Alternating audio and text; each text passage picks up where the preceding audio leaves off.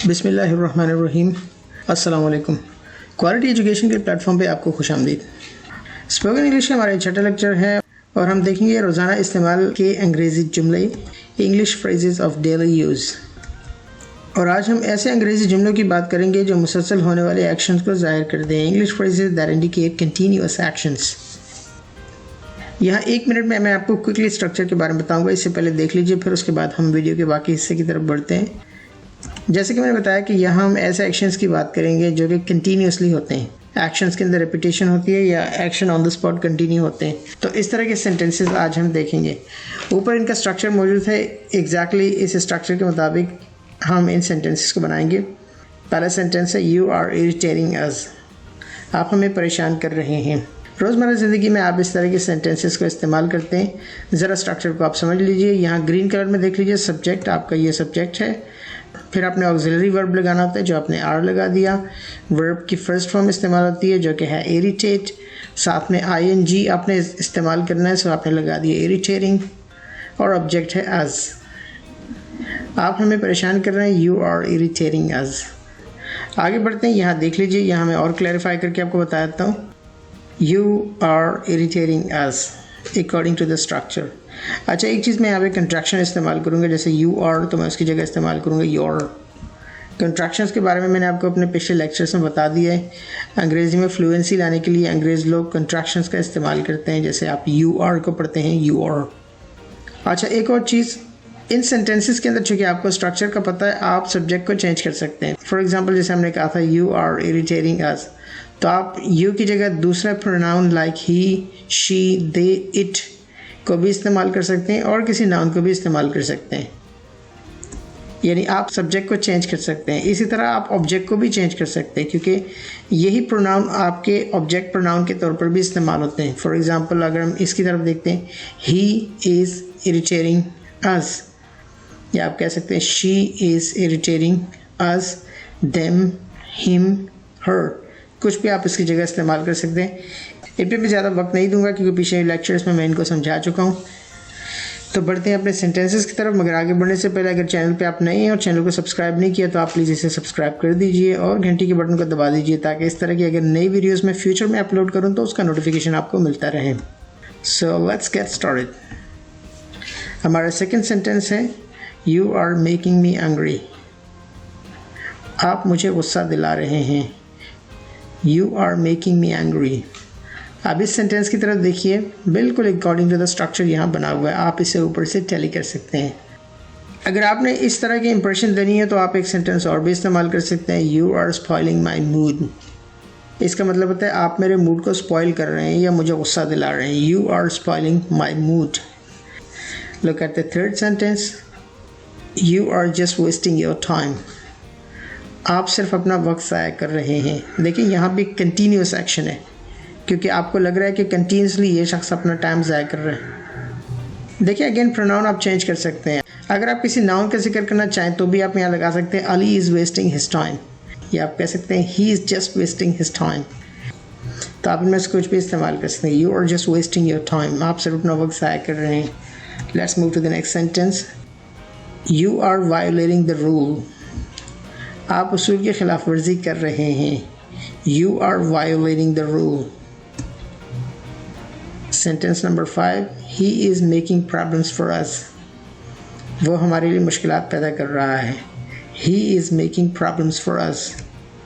आप इस सेंटेंस को ऐसे भी कह सकते हैं, अगर एक शख्स हमेशा प्रॉब्लम क्रिएट करने वाला है, जो आपका फ्रेंड है, you are working with you, person working with you, तो आप कह सकते हैं he is a problematic person. ये एक मुश्किलात पैदा करने वाला शख्स है। He is a problematic person. या आप नाम भी ले सकते हैं, शी भी कह सकते हैं, दे भी कह सकते हैं। लेकिन अगर आप कहेंगे दे आर प्रॉब्लमैटिक, यहाँ आप पर्सन की जगह पीपल लगाएंगे, क्योंकि पर्सन का प्लूरल पीपल होता है। They are problematic people. या आप कह सकते हैं he is a problematic person. बढ़ते हैं नेक्स्ट सेंटेंस की तरफ। ये कॉमन सा सेंटेंस है जो हम कंटिन्यूअस एक्शन की सेंस में बोलते हैं। रूटीनली आप इस सेंटेंस को इस्तेमाल करते हैं। फॉर एग्जांपल, अगर आप किसी से कहते हैं कि आपका वज़न बढ़ रहा है, तो आप उसे कहते हैं you are putting on weight. You are putting on weight. अंग्रेज़ लोग आम तौर पर इस सेंटेंस को इस्तेमाल करते हैं, लेकिन हमारे यहाँ ये भी कहते हैं यू आर गेनिंग वेट, आपका वज़न बढ़ रहा है। या इसे ऐसे भी कह सकते हैं, your weight is increasing, your weight is increasing. तो इनमें से कोई भी सेंटेंस आप बोल सकते हैं, लेकिन अगर आप इंग्लिश में अच्छा तासुर लाना चाहते हैं, इंप्रेसिव वे में सेंटेंस बोलना चाहते हैं, तो अंग्रेज़ आमतौर पर ये फ्रेज़ इस्तेमाल करते हैं, you are putting on weight. Let's move to the next one, you are losing weight, आपका वज़न कम हो रहा है या आपका वज़न घट रहा है, यू आर लूजिंग वेट। इसकी जगह आप ये भी कह सकते हैं, यू आर बिकमिंग थिन, आप पतले होते जा रहे हो, यू आर बिकमिंग थिन। अगले सेंटेंस की तरफ देखते हैं। यह आमतौर पर प्रोफेशनल इदारों में इस्तेमाल किया जाता है जहाँ सेल्स की लैंग्वेज बोली जाती है, we are losing our customers, हम अपने सार्फिन को खो रहे हैं, we are losing our customers. और आप ये भी कह सकते हैं, we are losing our business, हम अपने बिजनेस को खो रहे हैं, यानी बिजनेस में हमें नुकसान हो रहा है, we are losing our business. Next sentence की तरफ देखिए, वो कुछ ही दिन में हमें छोड़ रही है, she is living us in few days. अब ये सेंटेंस फ्यूचर के अंदर भी बोला जा सकता है, लेकिन यहाँ कंटिन्यूस एक्शन के अंदर से बोला जाता है और आमतौर पर अंग्रेज़ लोग इसी स्ट्रक्चर को इस्तेमाल करते हैं, she is living us in few days. या आप कह सकते हैं, he is living us next month. अगर आप टाइम को स्पेसिफाई करना चाहें थोड़ा और फ्यूचर में, तो आप कह सकते हैं, he is living us next month. Sentence number 10 की तरफ देखिए।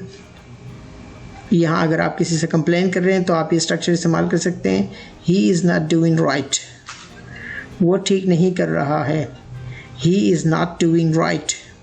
अब यहाँ एक चीज़ का इजाफा किया गया है, दैट इज़ नॉट। आप यहाँ स्ट्रक्चर में देख लीजिए, ऑक्सिलरी वर्ब के बाद नॉट का इजाफा किया जाता है। He is not doing right, वो ठीक नहीं कर रहा है। अगर आप कहें वो ठीक कर रहा है, ही इज़ डूइंग राइट। एक और एग्जांपल देखें आप इसकी, you are not going in right direction.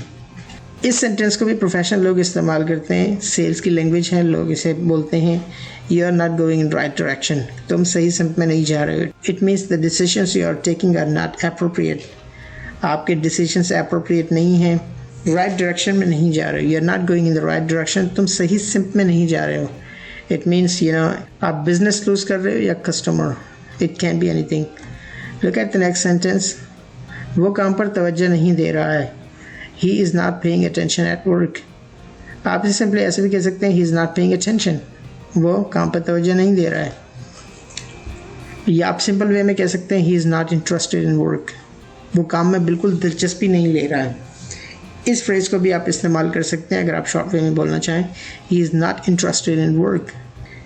Next sentence में देखिए, you are not caring about your health, आप अपनी सेहत की परवाह नहीं कर रहे हैं, You are not caring about your health। और ये आमतौर पर वहाँ इस्तेमाल किया जाता है जब आप अपने से एल्डर से या एल्डरली लोगों से बात कर रहे होते हैं, you want to tell them that they are not taking care of their health, कि वो अपनी सेहत का ख्याल नहीं रख लें। इट मीन्स मे बी वो अपनी डाइट का ख्याल नहीं रख रहे हैं, या वो मेडिसिन कंप्लायंस नहीं कर रहे, they are not taking medicine in time, कि वो टाइम पे मेडिसिन नहीं ले रहे। तो आप उस सूरत में कह सकते हैं, you are not caring about your health, आप अपनी सेहत की परवाह नहीं कर रहे हैं। या इसे ऐसे भी कह सकते हैं, you are not following the precautions, जहाँ आपको ये लग रहा हो कि प्रिकॉशंस को फॉलो नहीं किया जा रहा, तो आप ये सेंटेंस भी कह सकते हैं, you are not following the precautions, आप एहतियाती तदाबीर नहीं ले रहे हैं या आप प्रिकॉशंस फॉलो नहीं कर रहे हैं, you are not following the precautions. Next sentence की तरफ देखिए, यहाँ मैं थोड़ा सा स्ट्रक्चर को चेंज कर देता हूँ, यहाँ हम माजी की बात करेंगे। फॉर एग्जांपल अभी तो आप देख रहे थे कि हम कंटिन्यूस एक्शन की बात कर रहे थे और प्रेजेंट में बात कर रहे थे। अब ज़रा हम पास्ट में आते हैं, माजी में बात करते हैं। फॉर एग्जांपल आप कहते हैं, मैं कार में बैठा हुआ था, अकॉर्डिंग टू द स्ट्रक्चर। अब इस और आर की जगह आप वॉज एंड वर को इस्तेमाल करेंगे, तो आप कहेंगे, I was sitting in the car, मैं कार में बैठा हुआ था। When you call, I was sitting in the car, जब तुमने मुझे कॉल की तो मैं कार में बैठा हुआ था। और अगर इसे प्रेजेंट एक्शन में आप शो करना चाहें तो आप इसे कह सकते हैं, I am sitting in the car, मैं कार में बैठा हुआ हूँ। सो मैं कार में बैठा हुआ था, I was sitting in the car. Again past को कंटिन्यू करते हैं, मैं सिर्फ आपके बारे में सोच रहा था, I was just thinking about you. या अगर मैं आपके बारे में बात कर रहा था, I was just talking about you. Next sentence की तरफ देखें, हम इस मामले पर बहस कर रहे थे, we were arguing on this matter, we were arguing on this matter. अगर आप इसको प्रेजेंट में शो करना चाहें इस एक्शन को, तो आप कह सकते we are arguing on this matter, हम इस मैटर पे या इस मसले पे बहस कर रहे हैं। आप सिंपली अगर जैसे इंप्रेशन कहना चाहें तो आप कह सकते हैं वी वर हैविंग आर्ग्यूमेंट्स। यहाँ पे आपने आर्ग्यू को एज एन ऑब्जेक्ट या एज एन नाउन इस्तेमाल किया, वी वर हैविंग आर्ग्यूमेंट्स, कि हमारे दरमियान बहस चल रही थी। We were having arguments on some special subject. Next sentence की तरफ देखिए, हम अपने नए मंसूबे के बारे में बात कर रहे थे। अगेन सेम स्ट्रक्चर में थोड़ा बड़ा सेंटेंस बता दिया आपको। We were talking about our new project, we were talking about our new project. आप इसे ऐसे भी कह सकते हैं, वी वर हैविंग डिस्कशन, हम डिस्कशन कर रहे थे या हम गुफ्तगू कर रहे थे, आप इसमें आइडियाज़ को एक्सचेंज कर रहे थे। अब पिछले वाले में आर्ग्यूमेंट्स थी, यहाँ पे आप प्रोजेक्ट के बारे में बात कर रहे थे। So you can make the short phrase we were having discussion, we were having discussion about the new project, हम न्यू प्रोजेक्ट के बारे में डिस्कशन कर रहे थे। नेक्स्ट सेंटेंस की तरफ देखते हैं। यहाँ थोड़ा हम इंटरोगेटिव की बात करते हैं, सवालिया जुमला देखें। फॉर एग्ज़ाम्पल आप किसी से कहते हैं आर यू लिसनिंग, क्या तुम सुन रहे हो। फॉर एग्ज़ाम्पल आप लेक्चर दे रहे हैं या कोई चीज़ डिस्क्राइब कर रहे हैं या मीटिंग में आप कोई चीज़ एड्रेस कर रहे हैं और कोई इंस्ट्रक्शन दे रहे हो और आपको लगता है कि कोई प्रॉपरली नहीं सुन रहा, there is particular person who is not listening, तो आप उसे कह सकते हैं आर यू लिसनिंग, क्या तुम सुन रहे हो। या आप कह सकते हैं आर यू प्रेजेंट, क्या तुम यहाँ मौजूद हो, या तुम्हारा दिमाग कहीं और चल रहा है। सो ये फ्रेज भी आप कॉमनली इस्तेमाल कर सकते हैं, are you listening. Look at the next sentence, क्या वो अच्छा कर रहा है, इज ही डूइंग वेल। अब देखिए ये अकॉर्डिंग टू द स्ट्रक्चर है, इज और आर को अपने शुरू में लगाना है तो अपने शुरू में लगा दिए, फिर आप गया सब्जेक्ट आपका प्रोनाउन, वर्ब के साथ आईएनजी, डूइंग, ऑब्जेक्ट बाज में है बाज में नहीं है, लेकिन it's according to the structure. आखिर में सवालिया निशान लगेगा, इज ही डूइंग वेल, क्या वो अच्छा कर रहा है। इस सेंटेंस को आप वहाँ इस्तेमाल कर सकते हैं जहाँ आप किसी की प्रोग्रेस पूछनी हो, किसी कोलीग से या अपने किसी जूनियर से, दूसरे जूनियर स्टाफ के बारे में या दूसरे पर्सन के बारे में आप पूछना चाहते हैं कि इज़ ही डूइंग वेल, क्या वो अच्छा कर रहा है। या आप कह सकते हैं is he doing a good job, क्या वो अच्छा काम कर रहा है, is he doing a good job. Next sentence की तरफ देखिए, क्या वो काम में बेहतर हो रहा है, is he improving at work. अब ये सेंटेंस आप वहाँ इस्तेमाल कर सकते हैं जहाँ आपको पता है कि किसी की परफॉर्मेंस पहले अच्छी नहीं थी, was not doing a good job, तो आप फॉलो अप करने के लिए आप पूछ सकते हैं कि यार अभी ये कैसा काम कर रहा है, क्या उसके काम में कुछ बेहतरी आ रही है, is he improving at work. आप इसका जवाब दे सकते हैं या he is improving at work, और आप कह सकते हैं no he is not improving at work. आप ये भी पूछ सकते हैं हाउ इज़ हिज प्रोग्रेस, उसकी प्रोग्रेस कैसी है, तो ये भी आप इस्तेमाल कर सकते हैं। अब नेक्स्ट सेंटेंस की तरफ देखिए, व्हाट आर यू थिंकिंग, तुम क्या सोच रहे हो। अब यहाँ हमने व्हाट का इस्तेमाल किया है, देखिए स्ट्रक्चर सही है, व्हाट के बाद आपने इज एंड आर को लगाना है, फिर ये पूरा का पूरा स्ट्रक्चर एज इट इज़ आ जाएगा जैसे हमने पीछे डिस्कस किया। So what are you thinking, तुम क्या सोच रहे हो। Continuous action again, on the spot something is happening, so you ask what are you thinking, what's the matter. For example अगर बंदा जो है किसी गहरी सोच में खोया हुआ है and you are talking with that person and he is not responding, आप किसी बात करने की कोशिश कर रहे हो, रिस्पॉन्ड नहीं कर रहा, तो आप वहाँ पे कह सकते हो व्हाट आर यू थिंकिंग, क्या सोच रहे हो। लेकिन अगर आपको पता है कि इसकी कोई परेशानी है तो इंस्टेड ऑफ थिंकिंग आप कह सकते हैं व्हाट्स द मैटर, क्या मसला है, what's the matter. Look at the next sentence, तुम अभी क्या कर रहे हो, what are you doing right now. आप किसी के सामने भी कन्फ्रंट करके भी ये सेंटेंस कह सकते हैं, या फिर किसी को फ़ोन पे भी आप कह सकते हैं what are you doing right now, तुम अभी क्या कर रहे हो। या आप सिंपली कह सकते हो व्हाट आर यू डूइंग, तुम क्या कर रहे हो। फॉर एग्जाम्पल आप पर्सन को कहीं लेके जाना चाहते हैं साथ, you need that person to go with you और you need something from him, so you can ask are you busy, क्या तुम मसरूफ़ हो। अगर वो कहेगा नहीं तो फिर आप पूछ सकते हो what are you doing right now. Look at the next sentence, इस सेंटेंस को ऐसे भी बोला जाता है जैसे गुस्से में आमतौर पर आपने देखा होगा, अगर इंग्लिश मूवीज़ देखते हैं तो वहाँ पे ये फ्रेज़ इस्तेमाल किया जाता है। रोज़मर्रा ज़िंदगी में भी हम इस तरह का इंप्रेशन देने के लिए इस फ्रेज़ को इस्तेमाल कर सकते हैं, what the hell are you doing there, तुम वहाँ क्या कर रहे हो। इसका मतलब है कि भाई तुम्हें वहाँ, you suppose not to be there, तुम्हें वहाँ नहीं होना चाहिए था। I mean, why are you there? So in that case you can use this sentence, you can say what the hell are you doing there, तुम वहाँ क्या कर रहे हो। या सिंपली आप कह सकते हैं what are you doing there, तुम वहाँ क्या कर रहे हो। यहाँ थोड़ा एग्रेसिव बिहेवियर को या रूड बिहेवियर को जाहिर करेगा। So look at the next sentence, आपके साथ क्या हो रहा है, what's happening with you, what's happening with you. या फॉर एग्जांपल आप किसी की टेक्नोलॉजी या मोबाइल इस्तेमाल करें तो आप ये फ्रेज कह सकते हैं, आपकी मोबाइल के साथ क्या हो रहा है, what's happening with your mobile. Look at the next sentence, for example आप काम कर रहे हैं, कंप्यूटर के आगे बैठे हुए या किसी मशीन के सामने बैठे हुए and unexpectedly it's not working well, सही तरह से काम नहीं करे तो आप वहाँ कहते हैं what's happening to my computer, मेरे कंप्यूटर के साथ क्या हो रहा है। या आप कह सकते हैं what's happening to the internet, internet के साथ क्या हो रहा है, what's happening to my computer. या सिंपली आप ये भी कह सकते हैं व्हाट्स गोइंग ऑन, ये क्या हो रहा है, मुझे कुछ समझ नहीं आ रही है, what's going on. Next sentence है what are you talking about me, तुम मेरे बारे में क्या बात कर रहे हो, what are you talking about me. Next sentence where are you going now, आप कहाँ जा रहे हैं। अब यहाँ देखिए हमने वेयर इस्तेमाल किया, अगेन सेम स्ट्रक्चर, वेयर को देखिए बाकी same structure, where are you going now, तुम अब कहाँ जा रहे हो। Next sentence why are you behaving like this, तुम ऐसा बिहेव क्यों कर रहे हो। ये भी अकॉर्डिंग टू दिस स्ट्रक्चर है, खाली हमने क्या किया, वो वाई लगा दिया। या आप इसे ऐसे भी कह सकते हैं why are you so rude, तुम इस तरह से बिहेव क्यों कर रहे हो, या तुम बदतमीज़ी से बिहेव क्यों कर रहे हो, why are you so rude. Next sentence की तरफ देखिए, why is he coming late, वो देर से क्यों आ रहा है। या आप अपने किसी दूसरे कलीग से पूछ सकते हैं, या अगर आप बॉस हैं तो अपने जूनियर से पूछ सकते हैं कि why is he coming late, ये बंदा लेट क्यों आ रहा है आजकल। It's like repeated action and continuously it's happening, आप देख रहे हैं कि डेली वो लेट आ रहा है या every other day he is coming late, so आप पूछ सकते हैं why is he coming late. Next sentence है why is this happening to us, हमारे साथ ऐसा क्यों हो रहा है, why is this happening to अस।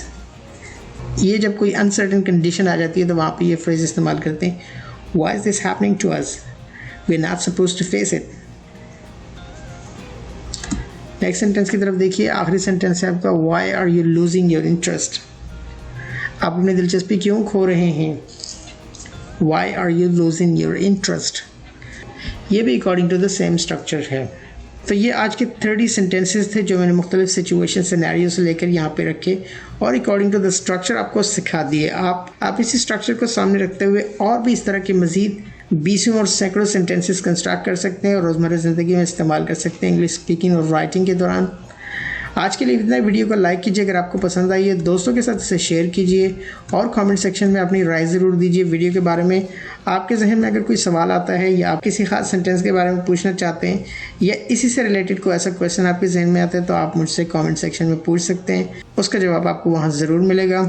मुझे आप फॉलो कर सकते हैं ट्विटर, फेसबुक एंड इंस्टाग्राम पे। यूट्यूब पे मज़ीद वीडियो के लिंक्स आपको राइट एंड लेफ्ट कॉर्नर पे मिलेंगे, आप क्लिक करके वीडियो को देख सकते हैं या वीडियो लिंक को डिस्क्रिप्शन से उठा सकते हैं।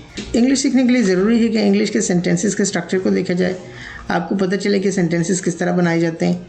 तो इस प्लेटफॉर्म पे मैं आपको ये सब कुछ सिखा रहा हूँ टाइम टू टाइम। अगर आप मेरी पिछली वीडियोस को देख लें तो वहाँ से भी आपको काफ़ी इन्फॉर्मेशन मिलेगी। आज के लिए इतना ही काफ़ी, मिलता हूँ मैं आपसे नेक्स्ट वीडियो में, तब तक के लिए इजाज़त दीजिए, अल्लाह हाफिज़।